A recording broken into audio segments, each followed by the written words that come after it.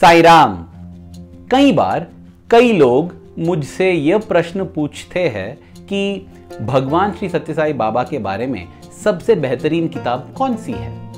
अब इसी प्रकार का प्रश्न प्रोफेसर कस्तूरी, जो हमारे स्वामी के जीवन चरित्र के लेखक हैं, उनसे भी पूछा गया था। तो वे स्वामी के पास गए और उन्होंने कहा कि स्वामी, लोग मुझसे ये पूछ रहे हैं कि क्या स्वामी के बारे में, साईं बाबा के बारे में कोई किताब है। उस जमाने में प्रोफेसर कस्तूरी ये सत्यम शिवम सुंदरम लिखे नहीं थे, ये बाद में हुआ। तो स्वामी पूछते हैं कि कस्तूरी, तुमने क्या उत्तर दिया। तो प्रोफेसर कस्तूरी जी कहते हैं कि स्वामी, मैंने कहा कि अब तक तो ज़्यादा किताब नहीं है, लेकिन ज़रूर अवश्य कुछ सालों में आ जाएंगे। तब स्वामी ने कस्तूरी जी से कहा कि कस्तूरी, तुम्हें ये कहना चाहिए कि साईं बाबा को कोई भी किताब से नहीं समझ पाएगा, कोई भी किताब से अनुभव नहीं कर पाएगा, उन्हें दिल से अनुभव करना चाहिए। ये होना चाहिए तुम्हारा उत्तर। हाँ, तो वही है मेरा भी उत्तर। लेकिन आज अगर हम देखें तो हजारों किताब लिखे गए हैं स्वामी के बारे में। सत्यम शिवम सुंदरम है स्वामी का जीवन चरित्र, सत्य साई स्पीक्स है जहाँ पे स्वामी के उपन्यास है, या वाहिनी सीरीज है, प्रशांति वाहिनी, प्रश्नोत्तर वाहिनी, राम कथा रसा वाहिनी, ये सब जो स्वामी ने स्वयं लिखा है। उसके अलावा सैमुअल स्वैंडवाइस की किताब, Don Mario Mazzoleni, Catholic priest meet Sai Baba, उनका किताब, फिर हॉवर्ड मर्फेट का 4-5 किताबें हैं। बहुत सारे लोगों ने किताब लिखे हैं। मैंने भी लिखा है 5 किताब स्वामी के बारे में, और मुझे लगता है कि ये बहुत बेहतरीन है। लेकिन मैं हमेशा ये सोचता हूँ कि अगर स्वामी से पूछा जाए कि स्वामी, अभी तो इतने सारे किताब है, सबसे बेहतरीन किताब कौन सी है, तो स्वामी क्या उत्तर देंगे। वो उत्तर मुझे मिला इस किताब से। इसमें प्रोफेसर कस्तूरी जी के कई भाषणों का संगठन किया गया है। तो मैंने जब एक चैप्टर पढ़ा, उसमें पता चला कि सबसे बेहतरीन किताब स्वामी पर कौन सी है। प्रेम स्वरूप कस्तूरी जी हमें एक व्यक्ति का कहानी सुनाते हैं जिसका नाम है मूर।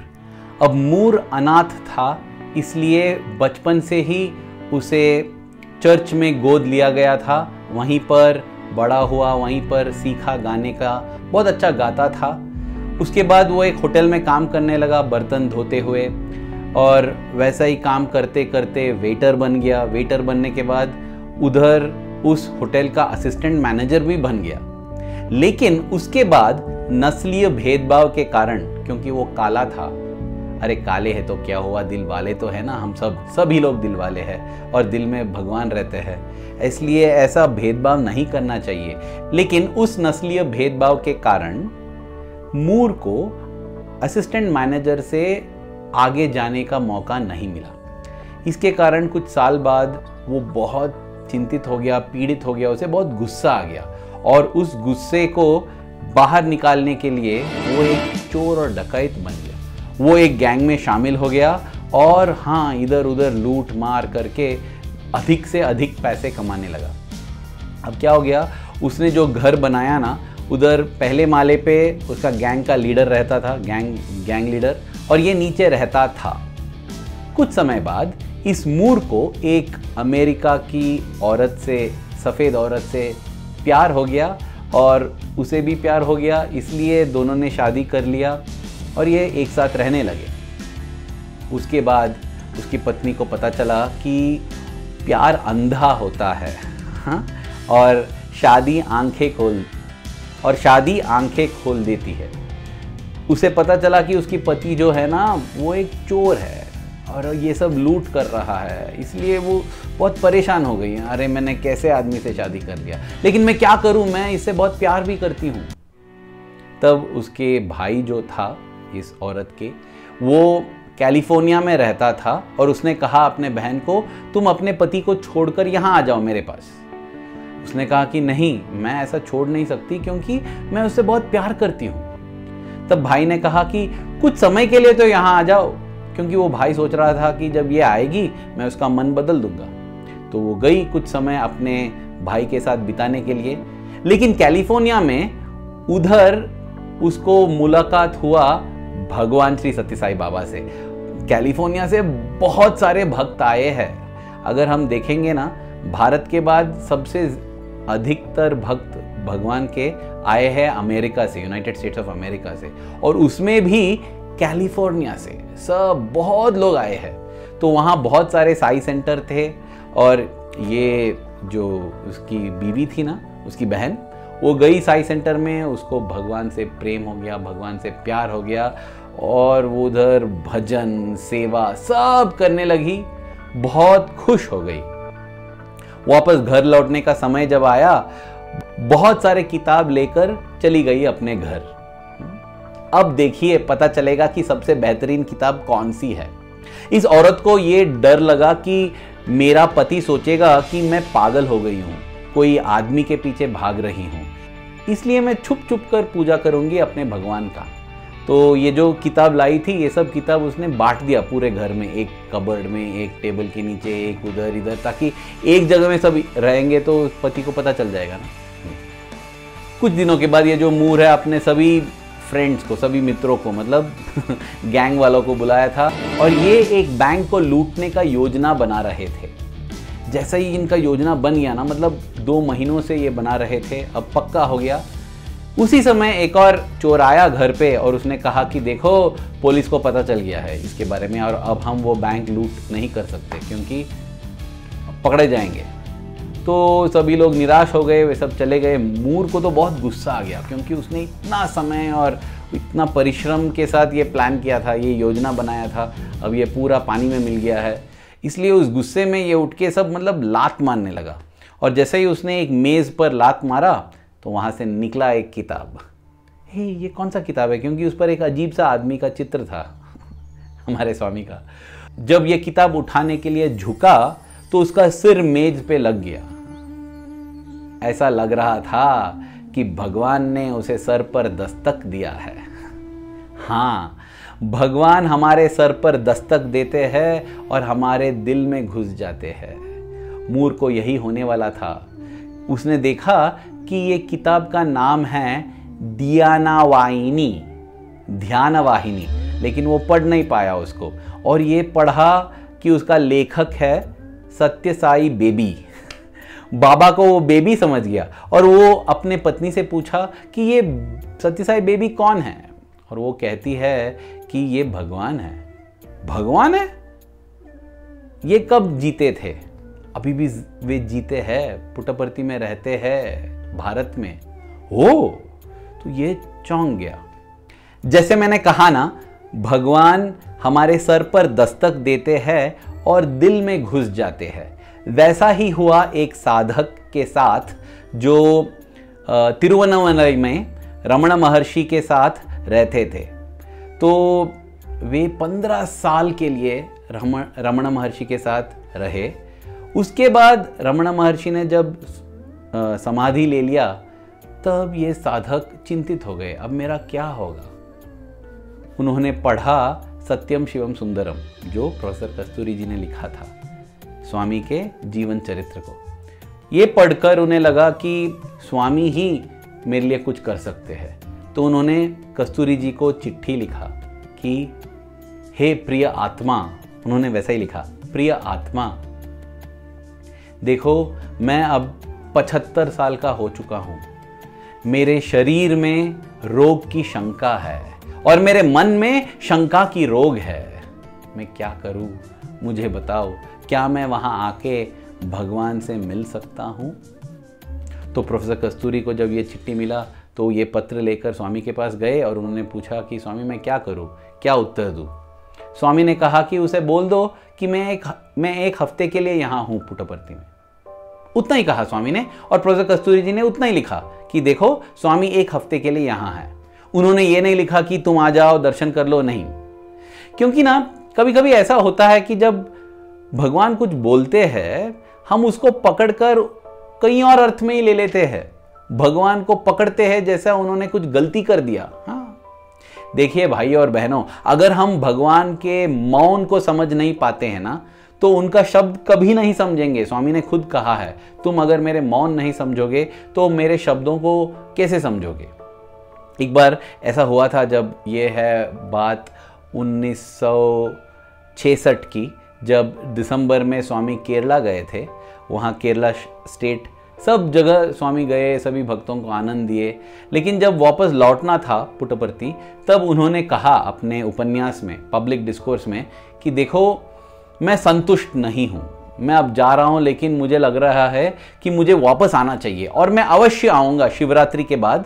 यहाँ आके सभी जगह जाऊँगा केरला में और सभी को मैं आनंद से भर दूंगा, क्योंकि मैं तृप्त नहीं हूँ, मैं और आनंद देना चाहता हूँ। स्वामी ने ऐसे प्रवचन में कह दिया। और उधर ट्रांसलेट कर रहे थे तेलुगु से मलयालम में प्रोफेसर कस्तूरी जी। उसके बाद जब स्वामी लौट कर आ गए ना पुट्टपर्ती, 1-2 महीना हो गया, शिवरात्रि आके चला गया, स्वामी नहीं जा रहे थे केरला। तब उस समय केरला में जब स्वामी ने भाषण दिया था, तो ऑल इंडिया रेडियो आकाशवाणी से वहाँ का एक रेडियो स्टेशन का डायरेक्टर आया था सुनने के लिए, और वो पूरा रिकॉर्ड कर लिया था स्वामी का भाषण। वो सोचने लगा कि मैं जाके स्वामी को कहूँगा कि स्वामी आपने ही कहा था कि आप शिवरात्रि के बाद यहाँ आने वाले हैं, हाँ अब क्यों नहीं आ रहे हैं, आप झूठ नहीं बोल सकते। ऐसे पकड़ लूंगा स्वामी को। यही होता है जब अहंकार आ जाता है ना, हम सोचने लगते हैं कि हम ज़्यादा चतुर है स्वामी से। तो वो ले गया टेप कैसेट कस्तूरी जी के पास, उसने कहा देखो स्वामी ने कहा था, मानो या ना मानो भाइयों और बहनों, वो पूरा भाषण कस्तूरी जी के ट्रांसलेशन के साथ था उस कैसेट में, लेकिन सिर्फ वो वाक्य जहां स्वामी कह रहे हैं कि मैं अवश्य आऊंगा शिवरात्रि के बाद, वो नहीं था। और प्रोफेसर कस्तूरी जी का ट्रांसलेशन भी नहीं था उस कैसेट में। हाँ, हम भी यही गलती करते हैं। हम कहते हैं कि स्वामी कैसे जा सकते हैं, स्वामी ने कहा था कि 96 उम्र तक रहेंगे, 86 में ही कैसे चले गए, इसलिए फिर से आना पड़ेगा स्वामी को आना ही पड़ेगा क्योंकि वे अपना वादा नहीं निभाए। अरे भाई, अरे बहन, अगर हम स्वामी के मौन को समझ नहीं पाते, 24 अप्रैल 2011 के बाद स्वामी मौन हो गए शारीरिक रूप से, अगर उस मौन को हम समझ नहीं पाते तो उनका शब्द कभी समझ नहीं पाएंगे। इसलिए ये गलती नहीं करना चाहिए ये सोचने का कि भगवान ने कुछ गलत बोल दिया। भगवान कभी गलत नहीं बोलते, जो भी बोलते वो वेद वाक्य है, हम समझ नहीं पाते हैं, हमारे समझदारी में कोई गलती है। हाँ, तो इसलिए वो प्रोफेसर कस्तूरी जी ने ऐसा नहीं लिखा था कि तुम इधर आ जाओ, स्वामी तुमसे बात करेंगे, तुम्हें इंटरव्यू देंगे, कुछ नहीं। उन्होंने बस उतना ही लिखा जितना स्वामी ने कहा कि मैं हूं यहां 1 हफ्ते के लिए, बस। लेकिन कुछ दिनों के बाद प्रोफेसर कस्तूरी जी सोच रहे थे कि ये सन्यासी आएंगे, लेकिन आए नहीं। एक और पत्र आया और उस पत्र में ये सन्यासी ने अपना अद्भुत अनुभव का उच्चारण किया था। तो क्या हुआ, जब उन्हें प्रोफेसर कस्तूरी जी का पत्र मिला था तो वो सोचने लगे मैं क्या करूं, मैं अभी निकलूं क्या, क्योंकि 2-3 दिन तो बीत गए थे। रात में चिंतित होकर अपना दरवाज़ा बंद कर दिया और सोने के लिए तैयार हो गए। लाइट भी ऑफ करके जब सो गए तो उनके सर पे एक मार आया। तो ये जल्दी उठकर लाइट ऑन किए, कौन है ये जो मेरे सर पे मारा है, कौन है जो मेरे सर पे दस्तक दिया है। कोई नहीं था, दरवाज़ा बंद है, दीवार टूटे नहीं है, खिड़कियां भी बंद है, कौन, क्या ये हुआ है। हाँ, यह है भगवान का सर पर दस्तक। अभी उस सन्यासी के आंखों के सामने प्रकट हुए रमण महर्षि का रूप वे देख रहे हैं, और रमण महर्षि जी के बाजू में हैं हमारे स्वामी। और कुछ ही क्षणों में दोनों रूप मिल गए और बस स्वामी थे वहां। ये सन्यासी, ये साधक बहुत खुश हो गए। इतने बूढ़े बुजुर्ग है, मतलब 75 साल के उम्र है उनका। जाके नमस्कार कर दिए स्वामी से, को पाद नमस्कार लेते हुए देख रहे हैं। और स्वामी उनसे कहते हैं कि तुम बहुत चिंता करते हो, अपने मन पर बहुत ध्यान देते हो, ऐसे मत करो। तुम मन नहीं हो, तुम मन की साक्षी बनो, अपने विचारों का साक्षी बनो, बस देखते रहो अपने विचारों को। जब ऐसा कोई विचार आता है जो गलत है, देखो विचार को, ये मत समझो कि तुम ही विचार हो, तुम विचार नहीं हो, तुम विचार को देखने वाले हो, तुम विचार का साक्षी हो। वो साक्षी भाव से अपना जिंदगी जियो, और जब सही समय आएगा मैं आके तुम्हें तुम्हारा वरदान दे दूंगा, तुम्हारा जिंदगी का मकसद पूरा हो जाएगा। ये आश्वासन स्वामी उसे देकर वहां से बस जैसे आए थे वैसे गायब हो गए। और ये सन्यासी ने कस्तूरी जी को लिखा, प्रिय आत्मा, मुझे नहीं लगता है कि मुझे वहां आना है, क्योंकि स्वामी मेरे पास है। हाँ, स्वामी को पाने के लिए कहीं जाने की आवश्यकता नहीं है। गलत है वो लोग जो कहते हैं कि स्वामी सिर्फ वृंदावन में है या पुट्टपर्थी में ही है या इधर है उधर है। नहीं, जहां स्वामी है वहां प्रशांति निलयम है। हाँ, ये कोई दूसरा देश में या दूसरे जगह में एक ऐसा स्थान नहीं है, वो स्थान है हमारे दिल में। और जब हम तैयार हैं ना, तो भगवान सर पर दस्तक देते हैं और दिल के अंदर घुस जाते हैं और हमारा हृदय मंदिर में रहने लगते हैं। हाँ, मैं भूला नहीं हूं मूर की कहानी। तो ये जो मूर है वो ध्यान वाहिनी पढ़ने लगा और कहता है कि एक ही बार बैठकर वो पूरा किताब पढ़ लिया, ध्यान वाहिनी। वही एक चमत्कार है भाइयों और बहनों, क्योंकि आपने अगर पेजेस ये किताब खोल के देखी है ध्यान वाहिनी, आपको पता चलेगा कि एक बार में बैठकर पढ़ने की किताब नहीं है ये। 2-2, 3-3 पन्ने पढ़कर ही हमें सोचना पड़ता है। और सच बोले तो मुझे कभी कभी नींद भी आ जाती है। हाँ, क्योंकि ऐसे किताब पढ़ने के लिए बहुत वो प्रबल प्रेम होना चाहिए स्वामी के प्रति, या प्रबल प्रेम होना चाहिए ध्यान के प्रति। अपने मूर जिंदगी में कभी ध्यान नहीं किया था, प्रबल प्रेम के बारे में तो छोड़ दो। और वो स्वामी को जानता भी नहीं था, उनका नाम तक नहीं जानता था, उन्हें सत्यसाई बेबी बुलाता था। लेकिन ऐसे आदमी बैठकर पूरा ध्यान वाहिनी पढ़ लिया। चाहे इसे पूर्व जन्म संस्कार कहो या कुछ चमत्कार कहो, लेकिन बात तो यह है कि भगवान उसे सर पर दस्तक देकर दिल के अंदर आ चुके थे। इसके बाद ये पूरा बदल गया मूर, भजन करने लगा, ढूंढने लगा कि पास में कहीं सेवा हो रहा है, भजन हो रहा है, वहां जाने लगा। उसके बाद उसको लगा कि मैं जो कर रहा हूँ जिंदगी में ये गलत है। वो विभूति डालने लगा और वो चाहता था कि मुझे और विभूति मिले और एक बार ये मौका मिले कि मैं जाके स्वामी का दर्शन कर लूं। जब ये दिल में ये इच्छा आया तो कोई एक भक्त आके उसे कहता है कि मूर, मुझे लगता है तुम्हें जाना चाहिए भारत और स्वामी का दर्शन करना चाहिए। टिकट की परवाह मत करो, मैं टिकट तुम्हें दिला देता हूँ। और वैसा ही उसे टिकट मिला, स्वामी का दर्शन किया उसने। स्वामी उसके पास आए और पूछे, अफ्रीका? उसने कहा नहीं स्वामी, अमेरिका। फिर स्वामी ने कहा कि नहीं, अफ्रीका। तब उसे पता चला, हाँ स्वामी, हाँ मैं एक्चुअली अफ्रीका से ही हूँ, अमेरिका में अभी रहता हूँ।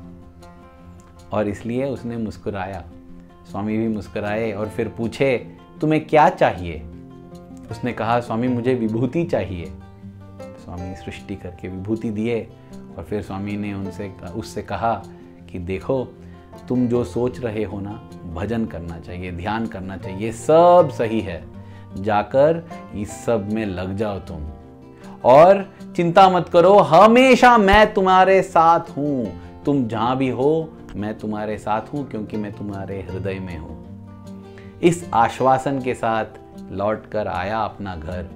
वहां पहुंचते ही उसने देखा कि घर के बाहर बहुत सारे गाड़ियां खड़ी है। अरे क्या हो गया, कुछ पुलिस तो आया नहीं है, कुछ पुलिस आ गए क्या?